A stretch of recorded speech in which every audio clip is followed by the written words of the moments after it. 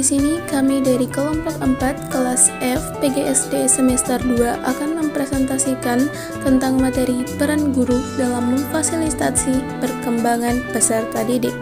Baik, adapun materi yang akan dibahas yaitu yang pertama, peranan guru dalam memfasilitasi perkembangan peserta didik, yang kedua yaitu komponen kerja profesi guru, dan yang ketiga yaitu penyusunan alat evaluasi kinerja guru.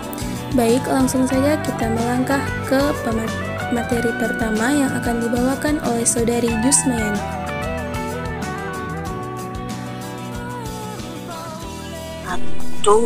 Pengertian peranan guru. Peranan guru merupakan tugas, tanggung jawab, dan peran yang harus dijalankan oleh seorang pendidik dalam membimbing, mendidik, dan mengarahkan peserta didik dalam mencapai tujuan pembelajaran. Peranan guru meliputi berbagai fungsi yang melibatkan interaksi antara guru, peserta didik, dan lingkungan belajar. Guru memiliki peran penting dalam membantu peserta didik dalam mencapai potensi terbaik mereka, menjadi contoh yang baik, membimbing belajar, dan membina sikap serta nilai-nilai positif pada peserta didik. Selain itu, guru juga berperan sebagai fasilitator dalam proses belajar mengajar, mengolah kelas, mengevaluasi kemajuan peserta didik, serta berkomunikasi dengan berbagai pihak terkait. Dengan menjalankan perannya dengan baik, guru dapat membantu menciptakan lingkungan belajar yang kondusif dan mendukung pertumbuhan dan perkembangan peserta didik secara optimal. 2. Peranan guru dalam pendidikan. Menurut Emuliasa mengumumkan bahwa peran dan fungsi guru berpengaruh terhadap pelaksanaan pendidikan di sekolah. Di antaranya, peran dan fungsi guru tersebut adalah sebagai berikut. A. Fasilitator pembelajaran. Guru bertindak sebagai fasilitator yang membantu siswa dalam proses pembelajaran dan menyediakan lingkungan pembelajaran yang memadai dan motivasi siswa untuk mencapai potensi terbaik mereka. B. Pembimbing. Guru sebagai pendidik dapat membimbing didik agar seluruh anak didik tetap berada di jalur yang tepat selama kegiatan belajar mengajar berlangsung di jalur formal maupun non-formal. C. Mendidik. Guru sebagai pendidik menanamkan nilai-nilai yang terkandung dalam setiap materi yang disampaikan kepada anak. Penanaman nilai-nilai ini akan lebih efektif apabila dibarengi dengan teladan yang baik dari gurunya yang akan dijadikan contoh bagi anak. D. Motivator. Guru sebagai pendidik harus dapat memberikan dorongan mental dan moral kepada anak didik agar mereka selalu memiliki semangat dan tujuan dalam belajar. Model perilaku. Guru menjadi contoh yang baik bagi siswa dalam sikap, etika, dan nilai moral.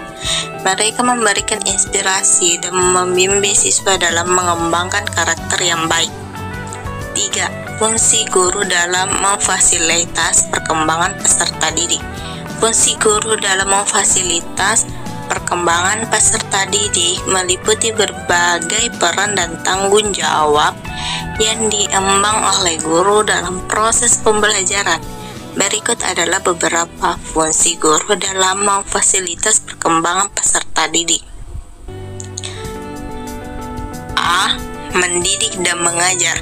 Guru memiliki fungsi utama dalam mendidik dan mengajar peserta didik dengan memberikan materi pembelajaran, menjelaskan konsep-konsep, serta membimbing belajar secara sistematis dan berstruktur.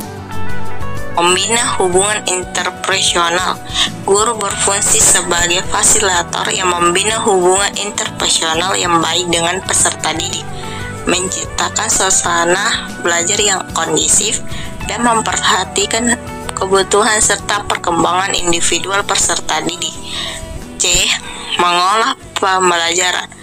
Guru memiliki fungsi dalam mengolah proses pembelajaran, merencanakan kegiatan belajar, berkoordinasi kelas, menyediakan sumber belajar, serta mengevaluasi kemajuan peserta didik. D. Mendorong kreativitas dan inovasi. Guru berperan dalam mendorong kreativitas dan inovasi peserta didik, memberikan kesempatan untuk bereksplorasi, mengekspresikan ide-ide, dan mengembangkan potensi kreatif mereka. Menjadi pembimbing dan penasehat. Guru berfungsi sebagai pembimbing dan penasehat yang memberikan arahan, penasehat, dan membimbingan kepada peserta didik dalam mengatasi masalah, meraih prestasi, serta mempersiapkan masa depan mereka. Baik, itulah tadi pemaparan materi dari Saudari Jusmayani. Selanjutnya yaitu materi kedua, komponen kerja profesi guru oleh Saudari Aisyah Rahmadani. 1. Gaya mengajar. Menurut Donald Medley, gaya mengajar guru merujuk pada kemampuan guru untuk menciptakan iklim kelas. Sementara ahli lain menggambarkan gaya mengajar itu sebagai aspek ekspresif mengajar yang menyangkut karakteristik hubungan emosional antara guru siswa seperti hangat atau dingin, dan aspek instrumental mengajar yang menyangkut bagaimana guru memberikan tugas-tugas, mengelola belajar, dan merancang aturan-aturan kelas. Ornstein 1990, Louis Rubin mendeskripsikan bahwa gaya mengajar itu ada 6 aspek, yaitu sebagai berikut. Yang pertama, explanatory. Guru menjelaskan materi pelajaran dan aspek-aspek lain yang terkait dengan pelajaran. Yang kedua, inspiratory. Guru menstimulasi atau memotivasi siswa dan menampilkan keterlibatan emosional dalam mengajar. Yang ketiga, informatif. Guru menyajikan informasi melalui pernyataan-pernyataan verbal dan siswa diharapkan mendengarkan dan mengikuti instruksi dari guru. Yang keempat, korektif. Guru memberikan feedback kepada siswa, menganalisis tugas-tugas, mendiagnosis kesalahan, dan memberikan nasihat. Yang kelima, interaktif guru. Memfasilitasi perkembangan ide-ide atau pemikiran siswa melalui dialog atau pemberian pertanyaan.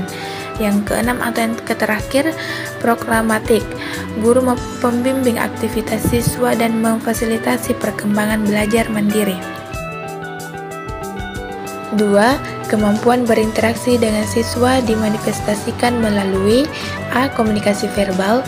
Dalam studi klasik, interaksi antara guru dan siswa dianalisis melalui perilaku bahasa atau linguistic behavior. Guru dan siswa di dalam kelas. Kegiatan di dalam kelas pada umumnya didominasi oleh interaksi atau verbal antara guru dan siswa. B. Komunikasi nonverbal. Galloway mengemukakan bahwa komunikasi nonverbal guru dipandang sebagai perilaku yang mendorong atau membatasi siswa. Ekspresi muka, gestur, dan gerakan badan guru memberikan pengaruh kepada partisipasi dan penampilan siswa di kelas. Menurut Miles Peterson, komunikasi atau perilaku nonverbal di dalam kelas terkait dengan 5 fungsi guru, yaitu yang pertama, providing information atau mengelaborasi pernyataan verbal. Yang kedua, regulation interaction seperti menunjuk seseorang. Yang ketiga, expressing intimacy or liking seperti member senyuman atau menepuk bahu siswa. Yang keempat, exercising social control memperkuat aturan kelas dengan mendekati atau mengambil jarak. Yang kelima, facilitating goals menampilkan sesuatu keterampilan yang memerlukan aktivitas motorik atau gestur. 3. Karakteristik pribadi. Rayans mengklasifikasikan karakteristik guru ke dalam 4 klister dimensi guru. A. Kreatif guru. Yang kreatif bersifat imajinatif, senang bereksperimen, dan orisinal. Sedangkan yang tidak kreatif bersifat rutin, bersifat eksak, dan berhati-hati. B. Dinamis. Guru yang dinamis bersifat energetik dan ekstrovert, sedangkan yang tidak dinamis bersifat pasif, menghindar, dan menyerah. C. Terorganisasi. Guru bersifat sadar akan tujuan, pandai mencari pemecahan masalah, sedangkan yang tidak terorganisasi bersifat kurang sadar akan tujuan, tidak memiliki kemampuan mengontrol. Kehangatan guru yang memiliki kehangatan bersifat pandai bergaul, ramah, sabar, sedangkan yang dingin bersifat tidak bersahabat, sikat bermusuhan, dan tidak sabar.